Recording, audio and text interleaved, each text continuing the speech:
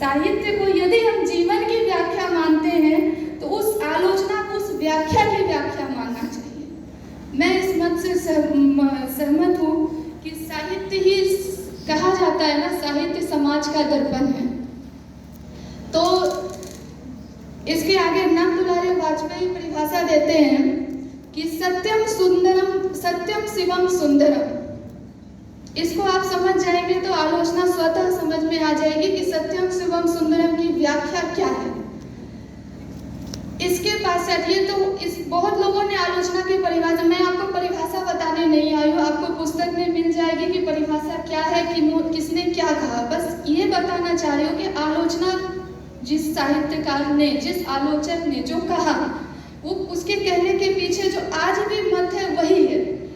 आगे चलते हैं कि आलोचना के लिए जहाँ भी अब आते हैं भक्ति काल में, आपको लगता होगा कि आलोचना एक नया शब्द है। नहीं, रामचंद्र शुक्ल ने तो आलोचना को कहा ये यूरोप से आया हुआ, ये यूरोप की पद्धति है। हम क्योंकि वो आलोचना, उनके बाद आलोचना की शुरुआत अच्छे मुखर रूप में हुई है।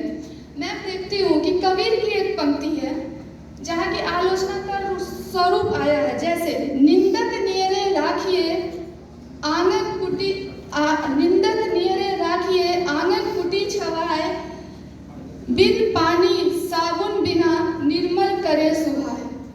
आपको समझ में आ गया होगा कि यहाँ भी आलोचना है, भक्ति काल में भी आलोचनाएं होती थी, लेकिन निंदक नियरे राखिए का क्या अर्थ हुआ कि अपनी अच्छी, अब निंदा के माने जैसे कि तुलसीदास की एक पंक्ति है, क्षुद्र गवार ढोल पशु नारी सकल ताड़न के अधिकारी। तो इसका मतलब वो क्या होता है, ताड़ना मतलब परखना। यहाँ पे वही अर्थ है कि निंदक नियरे राखिए का मतलब मेरा, जो मेरा मानना है, जो कि मैंने राधे राघव को पढ़ते हुए समझी हूँ कि निंदक नियरे राखिए मतलब अपने बारे में अच्छे बुरे कहने वाले लोग की दोस्ती आप रखिए, उसको साथ रखिए कि आपके मुंह पे अगर आपकी कोई बुराई करे तो आपसे, उससे अच्छा कोई व्यक्ति आपका दोस्त नहीं। आलोचना उसे कहते हैं कि आलोचना खुल के, अगर आप गलत हैं आप मानिए कि आपकी गलती कहाँ है। रांगे राघव ने ऐसी बातें अपनी जितनी भी रचनाएं उसमें कही है, जैसे कि उनकी रचनाओं में रांगे राघव की रचनात्मक ग्रंथ का नाम बताती हूँ, उसमें आप देखिएगा लगभग 7 ग्रंथ मुझे पढ़ने के दरमियान मिला कि रांगे राघव ने, जैसे पहला है प्रगतिवादी साहित्य के मानदंड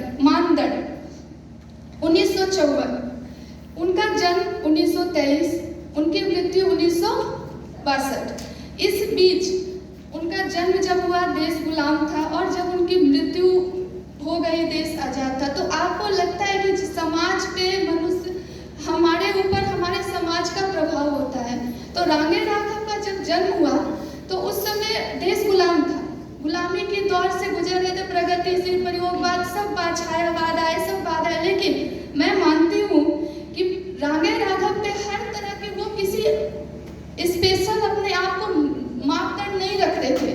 जैसे उनकी एक कहानी है पेड़, आपने पढ़ा होगा, मैं जब उनको रांगे राघव को पढ़ी तो पेड़ कहानी में पंडित शालिग्राम, बस कहानी का थोड़ा सा सारांश बताना चाहती हूँ कि उसमें उन्होंने क्या कहा, किस तरह की बातें, जैसे कि अभी गदर पे बहुत बातें हुई, गूंगे कहानी है, घिस्टा कंबल कहानी है, और पेड़ पे मुझे एक अलग बात नजर आई कि पेड़ कहानी के माध्यम से रांगे राघव, उसमें है क्या कि वो पंडित है, उसके पुश्तैनी जमीन पर एक बरगद का पेड़ लगाया जाता है और उस पेड़ पे, बरगद का पेड़ आप जानते हैं कि जितना ऊपर जाता है उसकी लतें उतनी नीचे भी रहती है और वो विशाल काया लेकर के अपने आप को, तो वो पंडित शालिग्राम बहुत खुश होते हैं कि चलो बरगद का पेड़ है, ये मेरे पुश्तैनी, और वहाँ बच्चे आए दिन खेला करते थे। पुश्तैनी मतलब दादा लोग ने लगाया होगा।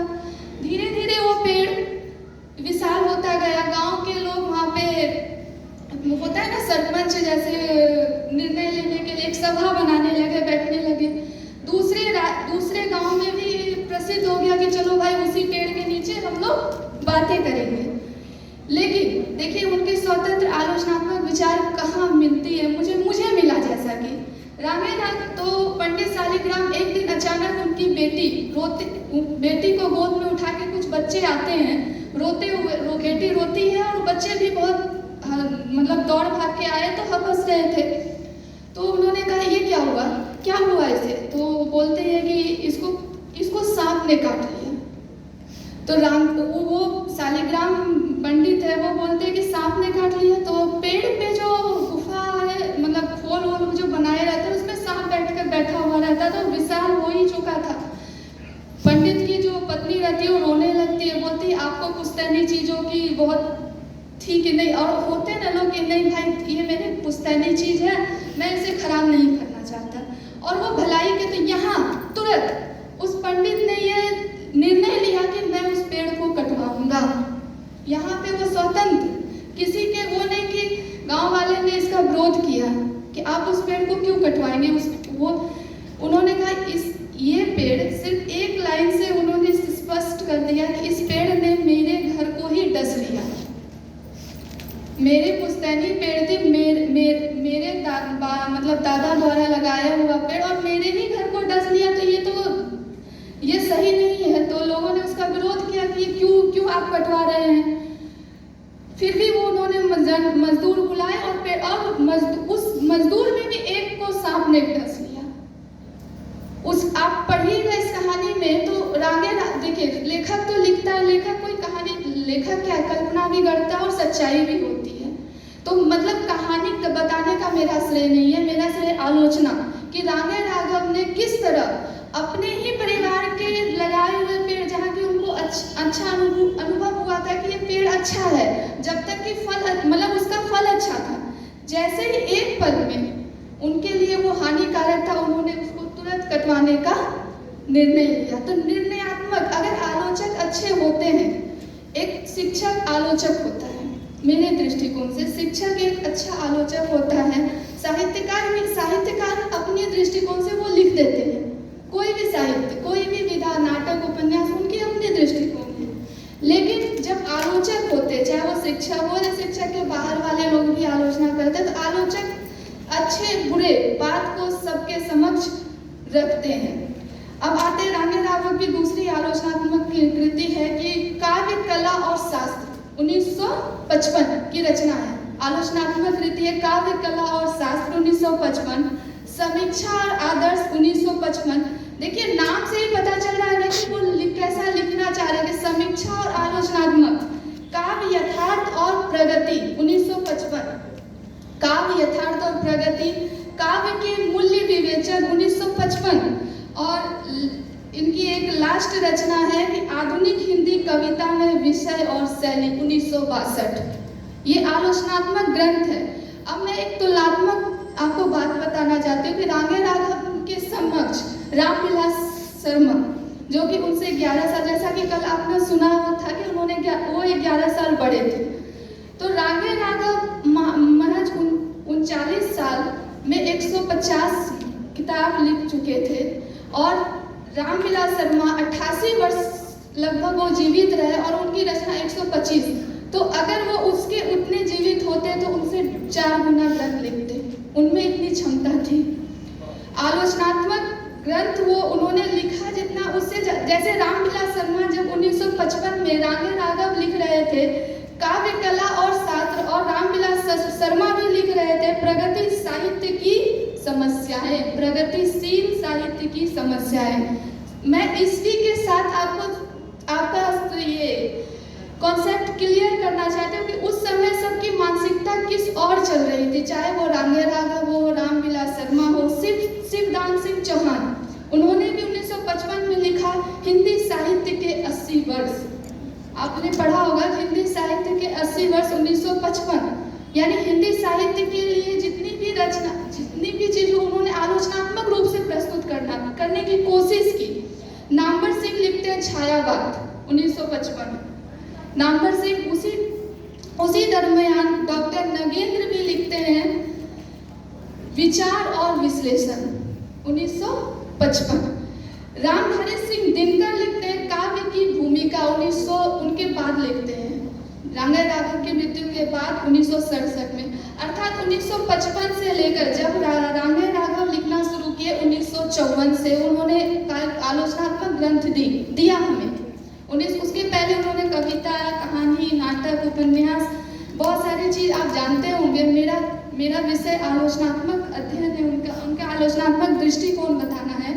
तो उन्होंने क्या क्या देखा, तो काव्य में यथार्थ खोजन, जिस तरह रामविलास शर्मा ने लिखा, काव्य की मूल्य विवेचना, मूल्य विवेच, काव्य में मूल्य क्या है, उन्होंने उसका आलोचनात्मक अध्ययन प्रस्तुत किया है।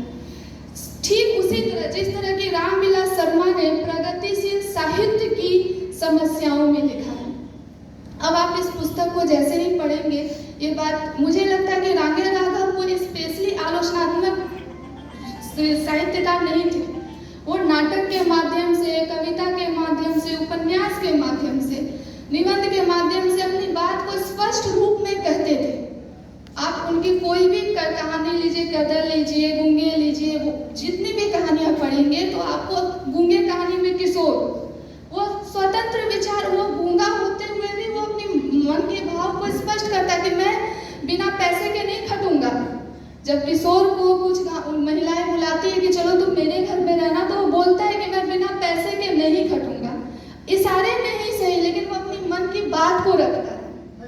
तो अर्थात रांगे राघव के जैसे आलोचक शायद ही अभी अगर वो जीवित होते दूसरे आलोचक की तुलना में, तो उन्होंने हमें इतनी समृद्ध आलोचनात्मक साहित्य दिया होता कि शायद रामविलास शर्मा उसके सामने कम लगते।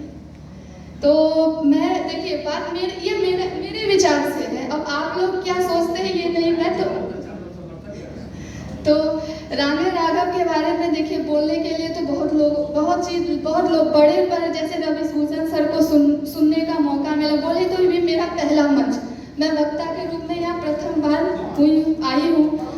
तो अब जो भी है, तो रांगे राघव की आलोचनात्मक दृष्टि मुझे स्वतंत्र लगती है, जैसे कि अन्य लोगों की अपेक्षा।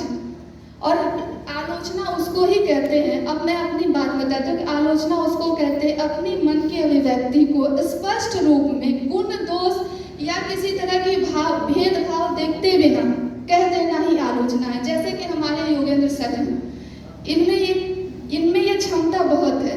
तो सर, इसके लिए मैं इस मंच पे आई, इसके लिए फिर से दिव्यानंद सर को धन्यवाद देती हूँ। सर धन्यवाद।